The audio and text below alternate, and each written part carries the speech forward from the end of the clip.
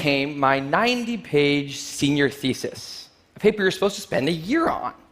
I knew for a paper like that, my normal workflow was not an option. It was way too big a project. So I planned things out, and I decided it kind of had to go something like this. This is how the year would go. So I'd start off light, and I'd bump it up in the middle months, and then at the end, I would kick it up into high gear, just like a little staircase.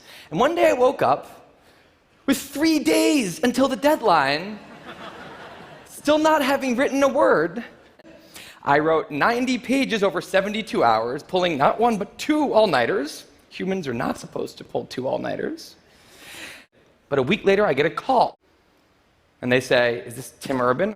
And they say, "We need to talk about your thesis." And they say, "It's the best one we've ever seen." It was a very, very bad thesis. I just wanted to enjoy that one moment when all of you thought, "This guy is amazing." No, it was very, very bad. And a couple of years ago, I decided to write about procrastination.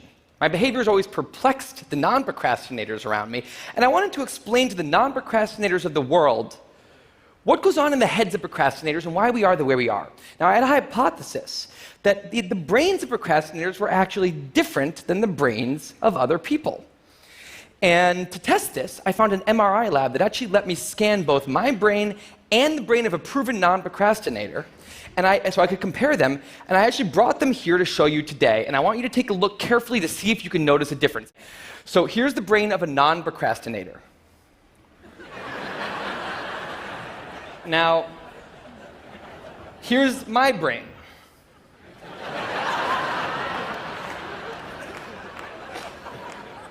There is a difference.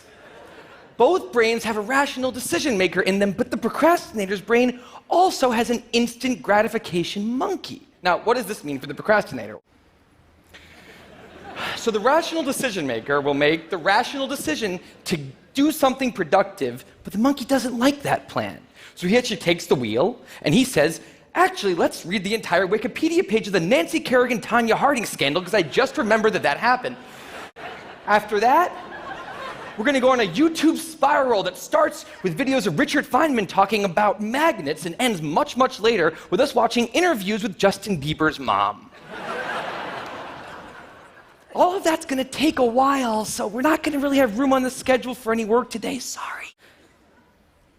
The instant gratification monkey does not seem like a guy you want behind the wheel.